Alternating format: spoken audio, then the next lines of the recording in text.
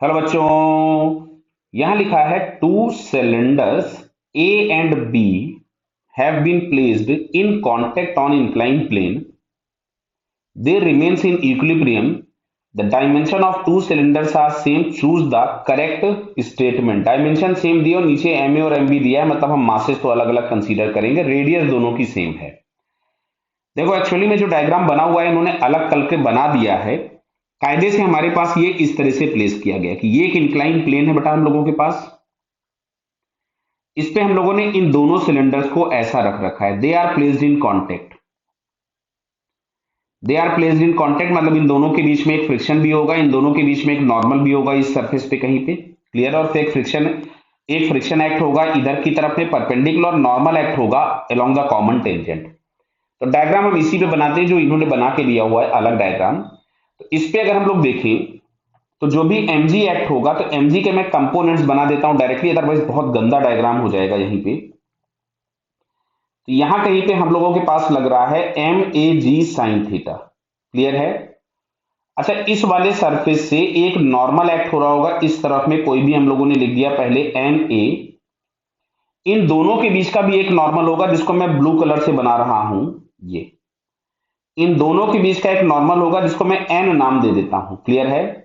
अच्छा, एक फोर्स और लग रहा होगा इस बॉटम से, एक फ्रिक्शन लग रहा होगा यहां कहीं पे जिसको मैंने एफ ए नाम दे दिया. सिलेंडर ए पे मैं बना रहा हूं इसको. क्लियर है. अच्छा, इन दोनों के बीच का भी एक फ्रिक्शन होगा. इन दोनों के बीच का भी एक फ्रिक्शन होगा. तो ध्यान से सुनो. जैसे ही ये आगे जाना चाहेगा तो इधर घूमेगा. तो ये वाला पॉइंट ऊपर जाना चाहेगा तो इस पे फ्रिक्शन किधर लगेगा, नीचे. तो ऑब्वियस है इस वाले पे फ्रिक्शन फिर किधर लगेगा, ऊपर. तो इन दोनों के बीच का जो एक फ्रिक्शन है उसको मैं अलग कलर से बना दे रहा हूं. देखिए, तो यहां कहीं से एक फ्रिक्शन लग रहा होगा जिसको मैंने नाम दे दिया कुछ भी एफ. बराबर है, मैं एफ नाम दे देता हूं उस फ्रिक्शन को. तो जो जो फोर्सेस इनके बीच में थे वो पहले मैं बना देता हूं. यहां पे मैंने सेम फोर्स फ्रिक्शन एफ इधर बना दिया. ड्यू टू एक्शन रिएक्शन ये ऊपर लगेगा. एक नॉर्मल लग रहा होगा इस वाले सरफेस से जो कि एन इस तरफ में लग रहा होगा. बराबर है. एक इससे सरफेस से एक नॉर्मल लग रहा होगा जो कि आपके पास यहां लग रहा होगा जिसको मैंने कुछ एन बी लिख दिया. एक यहां से फ्रिक्शन लग रहा होगा जिसको मैंने एफ बी लिख दिया. और एक आगे की तरफ में फोर्स लग रहा होगा एम जी साइन थीटा इसका खुद का. तो इसको मैंने लिख दिया M B G sine theta. ये मैंने ऑलमोस्ट सारे फोर्सेस बना दिए. जरा एक बार आप लोग चेक कर ले. बराबर है ये. चलिए, अब आते हैं हम लोगों के पास. जैसे पहला ऑप्शन दिया है मैग्नीट्यूड ऑफ फ्रिक्शन सारे सरफेसेस के बीच में सेम है. मतलब वो ये बोल रहा है कि ये वाला जो एफ है और ये जो एफ बी और ये जो एफ ए लग रहा है ये सभी जगह पे सेम है. चेक करते हैं हम लोग. चलिए साहब, तो अब हम लोगों को फ्रिक्शन अगर चेक करना है तो हम लोग एक काम करते हैं, इसके रोटेशनल इक्विलिब्रियम को चेक करते हैं. तो सेंटर के अबाउट अगर हम चले गए तो इस एम जी साइन थीटा का टॉर्क जीरो, एन ए का टॉर्क जीरो.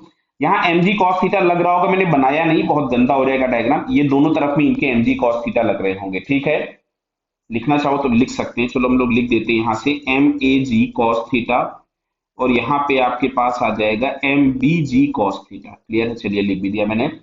तो सेंटर के about M G sine theta, M G cos theta, N A का टॉर्क जीरो हो जाएगा. अब टॉर्क आएगा केवल इस एफ का और इस एफ ए का, और दोनों के लिए परपेंडिकुलर डिस्टेंस सेम है. तो यहां से लिखा मैंने F A into R is equals to F into R. तो यहां से हम लोगों को मिला F A is equals to F. अच्छा, ये दोनों तो बराबर आ गए.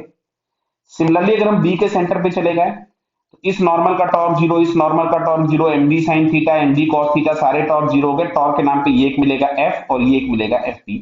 दोनों के सेंस ऑफ रोटेशन अपोजिट हैं. तो यहां से मिलेगा F into R is equals to F B into R. तो यहां से हमारे पास आ गया एफ ए एफ बी बराबर, देखिए बेटा दिख रहा है सभी को, ये यहां से हम लोगों के पास आ जाएगा F B is equals to F. तो इन दोनों इक्वेशन से हमको मिल रहा है F A is equals to F B is equals to F. तो बेटा ये पहला वाला ऑप्शन हमारा क्या हुआ, करेक्ट हो गया. अब आते हैं जरा हम सेकंड वाले ऑप्शन पे. The value of frictional force between cylinder is M A plus M B. मतलब अब हम लोगों को इसका न्यूमेरिकल वैल्यू भी चाहिए कितना होगा. तो ध्यान से देखो, अब अगर हम बात करें पूरे सिस्टम को एज अ होल यहां पे, तो दोनों के सिस्टम पे जो लगने वाला फोर्स है वो नीचे की तरफ में जो लग रहा है दोनों के मिलाकर के सिस्टम पे, वो लग रहा है M A plus M B G sine theta. और एक फ्रिक्शन यहां से लग रहा था इस इंक्लाइन से, चलो मैं इसको ब्लैक कलर से बनाता हूं तो दिखेगा आपको, एक फ्रिक्शन यहां लग रहा था सरफेस पे और एक यहां लग रहा था।